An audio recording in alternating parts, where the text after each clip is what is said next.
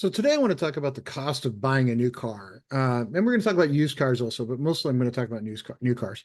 One of the things that I like to do with this channel is talk about books and movies, and I want to do things where people exercise their brain. But part of exercising your brain is, actually looking at things you see in the news or see in life and kind of think objectively about it. So I saw this news article about from General Motors saying, "Oh, look, we the U.S. vehicle prices average near 50K. General Motors sees a second quarter profit increase. Yeah, hooray!" Right? General Motors made more money. If you own stock in General Motors, you made a little bit better uh, choice in your investment than you would have been last year. So, of course, the stock has gone up 5%. Isn't that great? Well, $49,900 is the average price of what General Motors is selling a car for. And that hit me as a weird number because I've been looking at some things in the housing market. I've been looking at other stuff around sort of the consumer behavior because I think it's important to understand what's going on in the broader economy. Because the economy does impact everybody. If it's going well, we have more money to spend. If it's going poorly, we have less money to spend, right? So we want to be careful to not conflate, hey, look, large company made more money with how is the economy actually working? And more importantly, can we sustain that over the long term? So I did a little looking and I said, okay, well, how much debt are Americans in for car loans? Because that number is big enough that I'm guaranteeing you that not a lot of people are actually paying cash. Some are, but not everyone is paying cash at $50,000. So American consumer debt for auto loans hit $1.62 trillion. But and this came from the folks over in Investopedia, but that's Q1 2024. This was actually fact checked by somebody too. So this isn't just, hey, one person said, right? So this was checked and fact checked. Investopedia is a pretty good source. But what was interesting was balances are up, but originations are down. So that means the price of cars going up, but not as many people are actually buying them. So let's go look a little further. Total household debt is now up in the, almost 18 trillion range. It's somewhere between 17 and 18 trillion right now. In 2023 Q1, it was between sort of a total of housing debt was 12.8. You add 4, so you get to sort of 16, 17, right? So now we're pushing almost 18. But this blue line here, this is just how much we owe on our houses. This red line is everything else. So it's non-housing debt, it's cars, it's credit cards, medical bills, whatever else you have out there.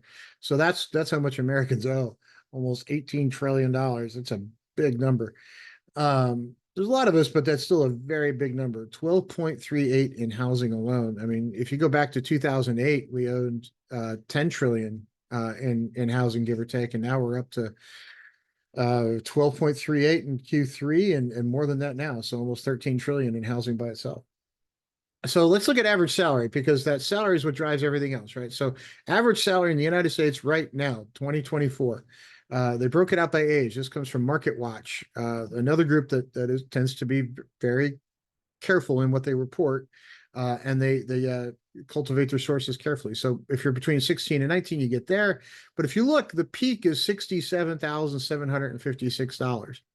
So that's the biggest average, right? So there's people that make more than that. There's people that make less than that, but the average is 67,756 at the peak. So 49,900 for the average new car being sold by General Motors, 67,756 for the average income. Those numbers are really close together. So has it always been that way? Well, let's look. Well, 1960, a new car would have cost you about $2,600. In 1960, the average income was $5,600. That's a big difference. So let's look at how many Americans actually fall in what category. Well, so if you look at it, this comes from Statistica. And what they did was they broke it out by, what percentage of Americans make which income in which bracket. So 50,000 to 749, this bar right here in the center. Everything down from there makes less than 75 grand. Everything up from there makes more than that. So the average car is not being bought by people over here, right? It's just not. This is used cars, right? So if you're up here, sure, 49,000 is easier for you to break down, easier for you to choke down. If you're in the 150 to 199, it's not a big deal, right? So if you're up here, now you're starting to think 100 grand and a car is half my annual income. But if you look at it, how many people are really in that category? So who's actually buying the cars? You have to ask yourself that question pretty quickly. So let's break it down by decade. So in 1960, the average income was 5,600, average car was 2,600, led to a 46.43% of your income went to that car. That's, not completely nuts. Sometimes it's been better. It was down to 30% in 1990. That's awesome, right? Now it's up to 74.35 if you want the average new car, because the average new car is actually 47. General Motors is a little higher than the average car. There's Kias, there's other stuff out there. So, the average one is 47. That's still 74% of the average income. That's a big number, but that's okay. Let's look a little further. You can get a loan, right? Just borrow the money. What the heck? Well, the average interest rate on a new car is 6.7. Average interest rate on a used car is 11.9. That's a big number.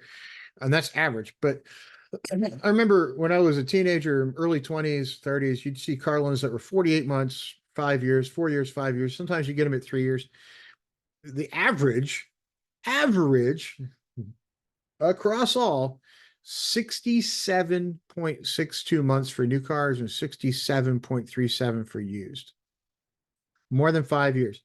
How long does the warranty on a car last? It's not that long, right? So that's kind of an issue.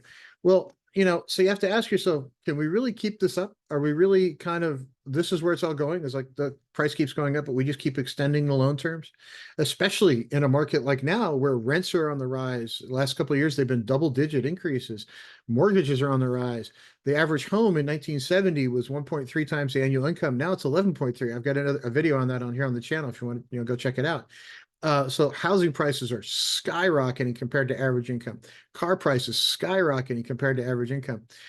70 something percent of your average income, if the average salary goes to a car, that's a big number. Rents, foods, all these things have kind of compiled to make a huge problem. So when you see inflation numbers on the news, you need to remember that those inflation numbers are still the rate of increase. It hasn't gone down. So when you see, oh, we're coming close to 3%. Well, yeah, but we just had years that were like 8% and some rents were going up double digits. So when you throw all that in a pile, you're still going up 3%, but you're going up that 3% on a much larger number than you used to. And if your salary doesn't keep pace, that's a problem. And that's what's really going on here is in between housing and groceries and cars. Yes, the rate of increase has slowed down, but it's still getting more expensive. But your salary is not keeping pace with that. So what's happening is we're just throwing it all on a credit card, and sooner or later, that is a house of cards that comes tumbling down. And if you look in the news, there have been a lot of reports lately about housing prices coming down. I was doing some research, and there may be a video I'll do soon as I can kind of finish the research on mortgages that are now becoming 60 and 90 days past due. Does that sound familiar? Kind of like 2008, where we had a huge problem with that. Well, the numbers are coming, the delinquency rate are coming close to sort of 4 or 5 months before that housing crisis took place. So I think you're going to see a decrease in house prices. I also think you're going to see far fewer cars sold, if not some defaults on car loans and a lot of repossessions. So, who knows what the future holds, but price increases, when you see them, are becoming very difficult for the average family to go back and actually afford. So, what all that adds up to, I don't know, but I do think we do have something on the horizon that's not pretty economically, because we've just got this trend going where prices keep going up and salaries keep not following suit. So, everybody try to have a great day. Click like, subscribe, or follow wherever you see me, and we'll see you on the next video.